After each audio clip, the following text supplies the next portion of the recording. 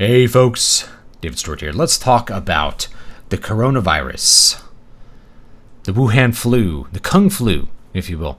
I got it about this time last year, so I thought I'd do a video, like a 1-year follow-up of basically what that was like and all the symptoms that have happened after it, and just give you a little bit of my perspective. So I got sick about this time last year. A lot of people are like, "You disappeared off of YouTube." I couldn't record anything because my voice was completely shot for a couple of weeks. And what we think happened was my son got it from some other kid. He was the first one to get sick. He came down with it a couple days before the rest of us did. And he got it from maybe some other kid playing over the 4th of July weekend, and then got the rest of us sick. So one of the things when this was going down was, I took a ton of precautions to make sure I didn't get sick, because I was doing the shopping for basically a bunch of people, and then also like some charities and stuff that dealt with old people. Old people, again, continue to be the highest risk group. If you're older and if you're obese, that's also a high risk category. And I don't really fit into those categories.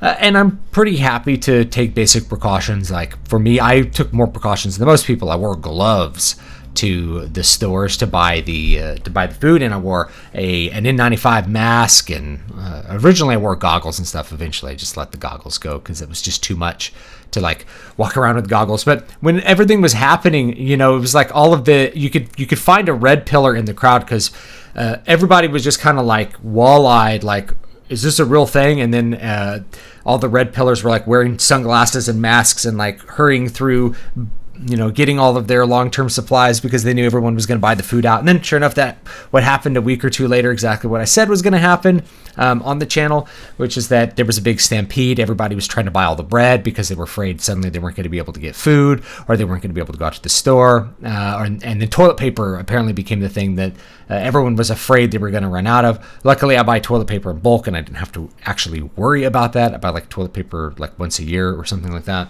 So all that happened. I took a ton of precautions. I got sick anyway. And I think it's because my kid got sick. And when it comes to living in a dystopia, I refuse to impose that upon my children.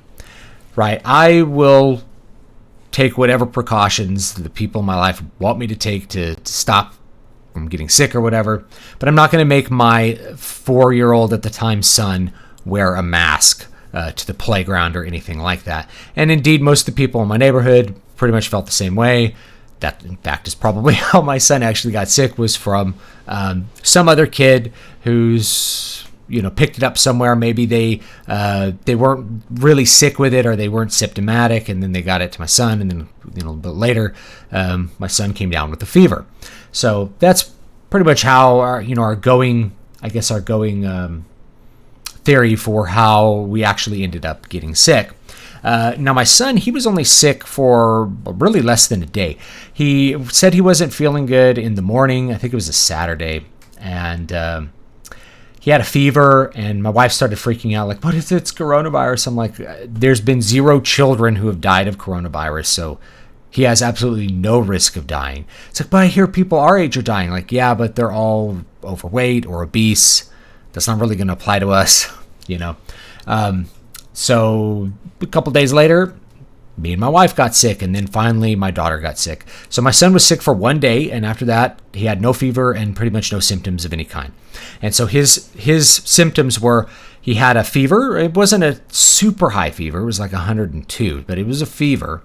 And he just didn't feel good. He felt kind of fatigued and stuff. So he watched movies all day and goofed off and played Wii U for a day, and then he was better.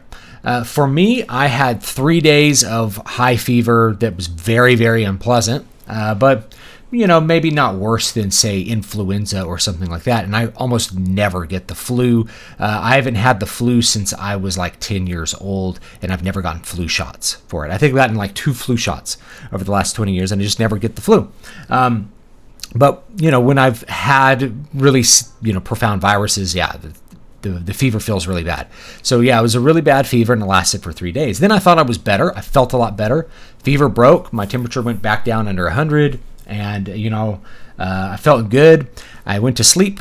Woke up in the middle of the night, and I was like my lungs hurt. Basically, I contracted SARS after the fact. This is like a secondary infection, and I couldn't breathe. I was coughing really bad. I eventually went to the hospital because I was coughing up blood, and I think what it was is I was coughing with such force. You guys have to remember I was a scholarship tuba player, and I can blow with a lot of force. So I was coughing up with such force that it actually was causing trauma in my larynx, in my vocal folds. And so my vocal folds were bleeding from how hard I was coughing to get all of the stuff up from a secondary infection. So I had no fever at that point, but I went to the hospital, and it was really funny because they treated me like an alien. They quickly put me back in like this bubble room with like plastic and stuff, and like a self-circulating weird I don't know, air conditioner unit that was like in its own little space in the room. And the doctor came in like basically in bubble wrap with like an N95 mask and like these big goggles and stuff, and then he like stuck a Q-tip in, and then they're like, okay, they tested you. They're like, okay, your heart's good, your lungs are okay, we're kicking you out, we're not keeping you in the hospital. So we have to keep this bed for somebody who needs a ventilator or whatever. I was like, okay, like okay, what are we doing here? Like, what's the point of me even coming in here? So they had me go outside, and then outside is where they stuck the Q-tip in my nose. They're like, you gotta leave. And I walked outside, and they stuck the Q-tip in my nose, and yeah, tested positive for COVID a couple days later after I was better. So they gave me a prescription for like the Z-Pak, and the doctor was like, yeah, just you need to, because it's clearly, you're in pain, just take a bunch of Advil for that. And it's like, I heard taking Advil is bad for it. He's like, nah, that's dumb. You can take Advil, that's fine. The Advil helped unbelievably with the coughing. It ended up stopping the bleeding and things like that, because I just wasn't coughing with as much force. I wasn't in as much pain. I don't know. So the Advil definitely helped, and the Z-Pak basically cleared up whatever kind of secondary infection I had going on. So I was better after about a week, but I still couldn't talk, I think, from all the coughing trauma. Like, my voice sounded like this. I sounded like it's time to kick ass and chew bubblegum. So I was in the middle of recording an audiobook, which I still haven't finished. People are like, when's the end of this audiobook coming? I'm like, I don't know. There's almost no reason to continue recording audiobooks because the market for audiobooks just kind of fell out because people were commuting at that time. But I think it's recovering now, so I may go back and finish this audiobooks. Anyway, so I couldn't talk. I'm like, you know what? I'm not going to even bother trying to do any work right now because I feel so bad. And I just like focused on recovering. It was like very traumatic for my wife because she has a lot of childhood trauma involved with like hospitals and family members being sick. So that was, a very unpleasant experience for her. But once we got over it, then it's like, oh, well, we've had it. Now we just don't have to worry about it. Yeah, I had it bad. My wife didn't really have it bad. She felt bad for like 3 days. My daughter felt bad for like a day and a half, 2 days. And my son wasn't even really sick an entire day. And so that was coronavirus for us. I definitely had it worse than pretty much anybody else. And I recommend that you don't get sick with it. But chances are, if you're watching this, you've been exposed to the novel coronavirus and you're probably okay. So I wouldn't worry about it at this point. In fact, I'd say a year later, there's two camps of people. There's people who continue to have this ongoing fear relationship with this mythical coronavirus and are engaged in a bunch of different practices that they think will spare them like the wrath of God, if you will. And then there's everybody else who's like, well, this is over. I don't know anyone who's gotten it in like 9 months. Clearly, this flu has passed and it's time to just move on and be normal again. So those are the two kinds of competing visions of reality that exist right now. Now, after that, I want to talk about some of the symptoms that happened after that. So one of the things that happened after I got sick and got recovered was my cardiovascular capacity was just completely shot.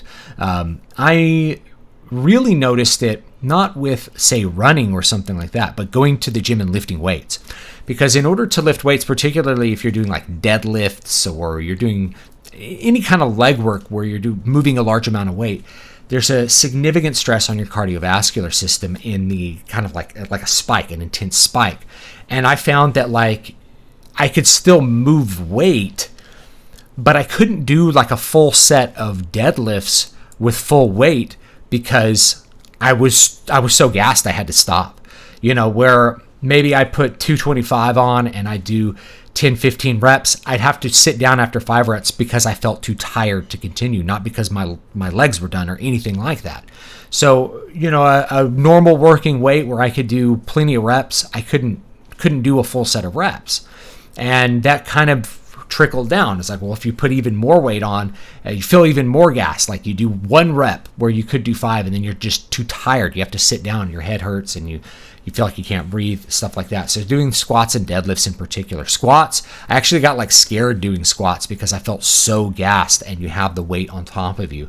It's a more dangerous exercise than, because if you're doing deadlifts, you can always just drop the weight and like fall down if you have to. Squats are a little bit more dangerous to do that with. So when I hit the gym again, I felt like I really couldn't lift. And that was pretty much any heavy lift, even like pull-ups. Like I couldn't do pull-ups anymore because I just couldn't complete a set. And I just, at that point, decided I'm going to completely change the focus of what I'm doing in terms of fitness. And I'm going to focus like 100% on recovering my cardiovascular capacity and dieting hard, like to get rid of the excess body fat. So I completely redid my diet from top to bottom, changed everything about how I was eating, not everything, but I changed like 80% of how I was eating to be directed really strongly towards like a calories in, calories out approach. I'm not worried about building muscle. I'm not even really worried about protein intake, tons of protein intake in my diet, but I'm not like, calculating macros, which is something that I used to do like back in the day when I was a little more serious with fitness and things, and just focused on keeping the calories low and doing cardio every day. And I found that like my cardio, I bought an exercise bike before the pandemic I knew this was coming. So I like really quickly went out and bought a used exercise bike so I could bike when the gym was closed. The gym, of course, had opened up after I got sick. But I found, I couldn't do any of these lifts. I got on the bike.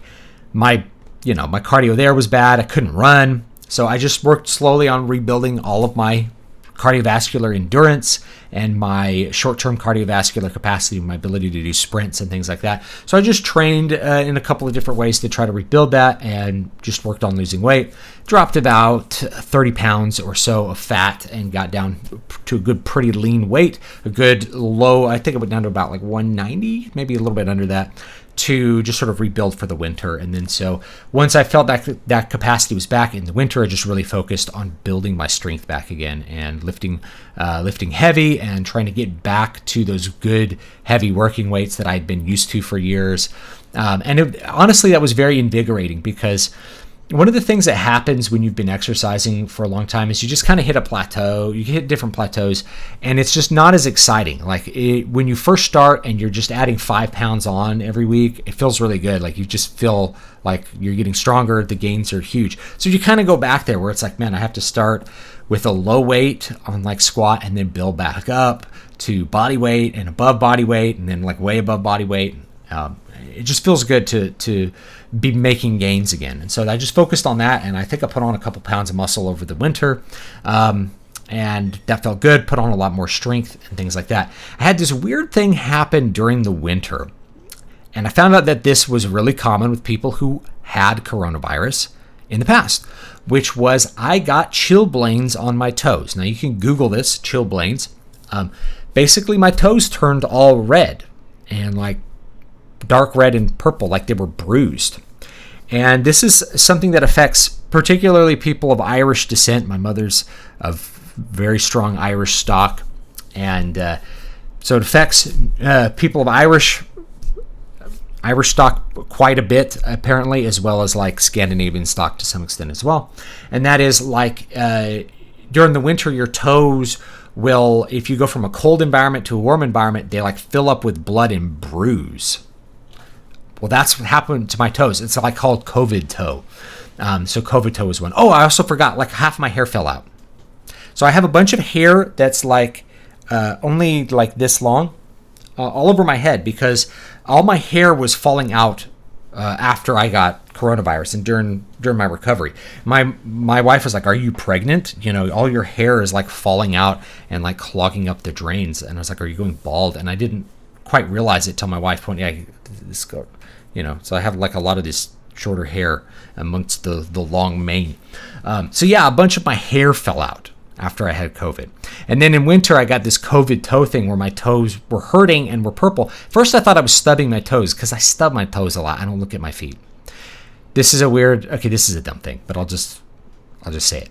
When I was a kid, I thought it was low energy to look down at your feet when you walked. I saw all the kids were looking down, and I felt like I looked down at my feet a lot when I was walking to lunch, like when I was in elementary school. And I thought it looked like better to look forward ahead where you were going all the time. So I purposefully trained myself to never look at the ground when I walked, because I thought it had way better energy. And I think it does.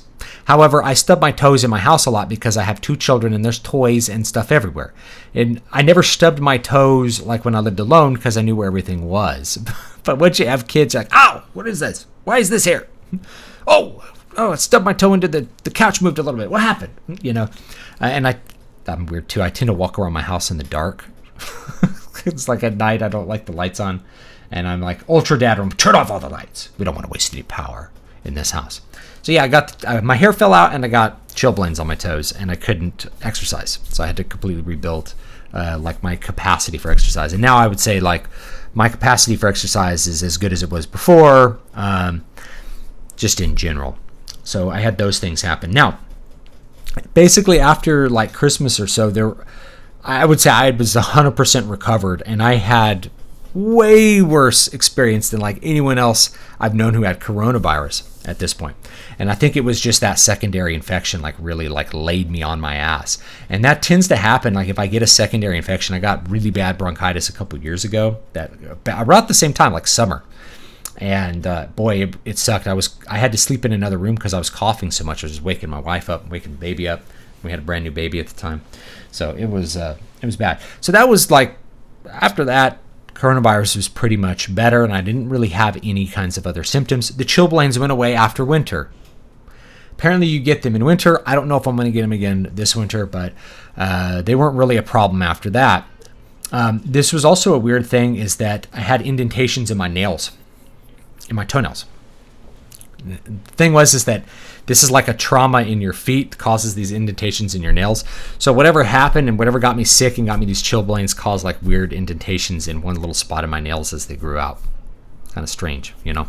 But other than that, I don't think I had any other symptoms. Oh, this was the other one I wanted to talk about. My ear. So I'm deaf in my right ear. I have a bone anchored hearing aid for my right ear because that my ossicular chain in that ear is destroyed, and that's from childhood illness. I tend to have bad eustachian function, and that's caused a lot of problems over my lifetime, including me having to have tubes in my ears. And in this ear, the running theory at least was that one of the tubes wasn't actually sterile, and it caused an infection in that ear that destroyed the eardrum. I've had 5 or 6 tympanoplasties in my right ear over the course of my childhood until it became apparent that these were not going to ever work. A tympanoplasty will never be effective in that ear because the eustachian tube function is so bad that if you just put a graft of skin on it, it just gets kind of sucked over and popped again because the pressure is constantly unequal. Well, my left ear, I've had a couple ENTs over the years be like, okay, the left ear is the one that looks really weird right now. Like I have an, quote, atrophied tympanic membrane, and I have put a scope in there, and maybe I might make a video just showing it, just so people can see how freaking weird my body actually is, and how they're like, how do you do music? I don't know. I have a will to do things. So, and I've scoped this ear a couple weeks ago because I've had this problem since I had coronavirus, or really since winter, which is that my ear will just stop working for a couple days. I'll go deaf. and then I'll get a recovery a couple days later. And basically the deafness is from, like, if you imagine you're coming down in an airplane and your ears won't clear, that's what it sounds like in that ear. So it sounds like there's just a bunch of pressure on it, like it's not like it's full of liquid. I thought maybe it was full of fluid, but it feels like there's pressure on the outside and it won't clear. I can blow air into that ear. I've gotten very good at it over the years because that's the only way to keep that. Like flights used to be miserable for me because I couldn't clear my ears. Once I figured out how to do that, it was better. So I'd clear my ears and I'd hear again, and then it would go back. Weird. And I haven't been able to get in to see an ENT to figure out this new mystery and whether this is a consequence of coronavirus or it's just merely coincidental. It could just be coincidental because I have obviously significant pre-existing health conditions in that particular ear. But, whatever happened with the craziness of that secondary infection and the, getting this potent cold virus may have made it so like something else in there is not really functioning right. And then it'll go away and then I'll be able to hear again for a couple of days. It's kind of disrupt my music production schedule. This last song that I came out with, my ear stopped working like in the middle of me working on it. Luckily, I have a headphone amp, and I was streaming today and my ear was not working. Luckily, I have a headphone amp that is pretty loud, so I can kind of power through it and hear the music at a loud enough volume that I'm able to do basic production and actually record the music for what I want. And then I'm like, I may go back and listen to it again once my hearing recovers a little bit, and then I can listen to it and see if there's a couple tweaks I'll make, and I may like do just I call it a remix, but that's just changing the levels of things and changing EQ a little bit to just make it just sound a little bit better in terms of production. But anyway, I was able to finish that. I'm like, okay, I can't stop taking time, like a week off every time this ear decides that it's going to stop working. I got to kind of power through it and try to find a solution. And luckily, I still have the Baha. So even though the ear's not working, I still can hear people enough to communicate. It's just very hard because I have a noisy house with kids. Like, it's hard for me to have conversations with people. So there's that. And then I guess the last thing, this was a rumor, I think before really the coronavirus hit the United States, was that it would make you infertile. Well, that is not the case. I'll just put it like that. It did not make us infertile. It's certainly not after a year.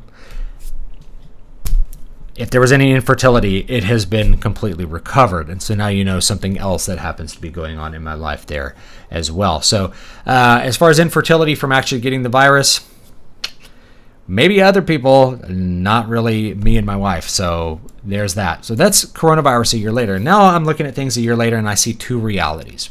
I see the one reality where this was this was a significant pandemic. Lots of people got sick and it's pretty much done. And I see another reality where basically there's a mythical, or not a myth. I'm using the word mythical in like a really classical sense. There's like a mythical danger out there. There's a significant and omnipresent and almost supernatural danger outside, and that it's going to continue, and it's continuing, and you have to do things. You have to do certain kinds of practices in order for it to pass you over, so to speak. And so it's weird because which reality is the correct one? I really live in the reality where like it's all done. All the people that I live around, they're pretty much with that. We don't know anyone who's gotten coronavirus in a long time. My wife actually ended up doing like music for some little camp here because the person who was going to do it got sick with coronavirus. She didn't really get super sick with it, I don't think, but like supposedly tested positive for coronavirus. So there are people, I guess, who are still getting it, but it's been a thing where like, who's still getting this? Like, people are still getting it. And then the news conjures up something. There's some Delta variant or something like that. So that other reality where there's this omnipresent threat out there that you really have no idea when it's going to strike. It's almost like the angel of death passing through Egypt or something like that. And you want to do some sort of religious practice so that it will pass over your house. That's that reality. And I can't imagine how hard it would be for people to live in this kind of state of perpetual fear of things where they're constantly worried about something just striking them and making them sick or dead. And I don't need to get too deep into the rest of that, but I mean, that's kind of how I see it, is that there's people living in, people are experiencing two different realities. And I think this was the case going back like 2016. I think there's been this split in reality perception, where like one group of people has a view of Donald Trump that is Donald Trump is this person, and the other view is Donald Trump is like Hitler or something like that. And so there's this schism of what people perceive as reality, and I see it very much in the realm of the pandemic and coronavirus.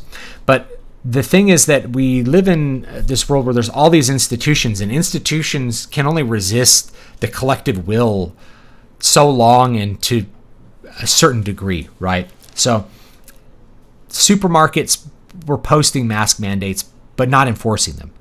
And that happened really quick in my locality. And then it's basically snowballed to where even if if Los Angeles was like, everybody has to wear masks from now on, and you may just get it where people don't comply, even in a place where people are highly compliant and have a strong belief in one of those realities where there is the omnipresent threat and you need to do some sort of practice to keep away the evil virus. They still won't comply because they just stopped believing that reality. There's too many people who stepped outside of that little matrix and started seeing life as like, okay, well, there was a pandemic. Some people died. A lot of people got sick. I don't know anyone getting sick anymore. I think it's done. I think the flu season's over. So that second view of reality can only be resisted so long and to such a degree. Eventually, you have to give it up because too many people are just in non-compliance with any kind of mandate there. I see the same thing with like vaccine mandates. It's like, well, we got to create vaccine passports and this and that. If people aren't lining up to get the vaccine, you can only start creating vaccine passports if you can really create an absolute minority of people who are who need to get vaccinated. And as for me, I will never get vaccinated. And it's simply because it's not medically necessary. It's not medically necessary for me. It's not medically necessary for anyone in my family, especially my children, considering this virus is not deadly to children. Like my kids they got sick, but not very long and not very much. I was the one who got really sick. We're not in any kind of risk category, and we've already had it. We're fully immune. So there's zero medical reason for me to get a vaccine. And I refuse to do things that could harm me, could harm my body, and are medically unnecessary. Just like how if there was some kind of mandate to cut off my pinky or be circumcised, I'm not going to do that. It's not medically necessary. Okay. So there's that. And those are the two realities that I see after all this time. And maybe you see them too. And I don't know. Just leave me your thoughts on if you got sick, what it was like, and what the recovery maybe was like, and what you view as how is reality? How are people seeing reality, and how are they interacting with it, and how has that developed into its own diametrically opposed paradigms, because that's really how I see it now. So thanks so much, guys. Don't forget to like, comment, and subscribe. I can't think if there's anything else that's been interesting about it. I guess I'll spend the last couple minutes of this because I've been going on for so long. We have like remote learning and things like that. I think a lot of people woke up to the idea that there's not as much learning going on in school as they thought, and there's not as much socialization that goes on in school as they thought. Like most of it is kids like sitting at their desk and doing work, which that's what school actually is. But I think that there's been a lot of kids, particularly younger kids, who really need recess and haven't gotten recess because of the lockdowns. Now, all of my neighborhood kids pretty much have, because they go to the park and play, and I have not kept my kids away from the park playing. In fact, that's how we got sick. But I refuse to impose the dystopia upon my children. But yeah, a lot of kids have been missing recess, and so their ability to socialize with other kids. This is not socialization. When educators talk about socialization, what they really mean is adherence to norms, adherence to institutional norms, knowing how to line up, get in line, do your work, show up on time, leave on time. That's what socialization means from an institutional perspective. But most people hear that and they think, oh, well, making friends. Well, I think a lot of kids have missed the opportunity to make friends. I think that's probably going to have the bigger impact on the young people long term versus them having been sick or something like that. But all the things that were imposed upon kids that are quite quite dystopian. Either staying home and never seeing friends or only interacting with them. Luckily, high schoolers probably have Xbox Live and Discord to hang out with their friends on. But especially younger kids, they don't have access to that stuff. So they're really missing out on a lot of interaction with their peers if their parents are not going out of their way to take them to the park and have them interact with peers and make friends outside of that, which I think a lot of parents maybe didn't because they were afraid or who knows, whatever other reasons they may have had for that, for them not going out of their way to do that.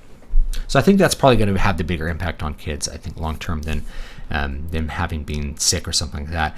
Certainly, if you try to continue practices like we're going to make the kids wear masks and sit in bubbles, and a lot of people are waking up to this idea like this institution, maybe there's an option besides this institution. Maybe I could find a different kind of school or different school arrangement, homeschool or some other kind of hybrid or charter school arrangement, and just rethink education. I think that might be actually a boon to our societies for people to rethink the way that they approach education, the way public education is supposed to be executed, and what's going to be best for kids long term. So thanks so much, guys. Thanks for listening to this little half-hour chat, and I will see you guys next time.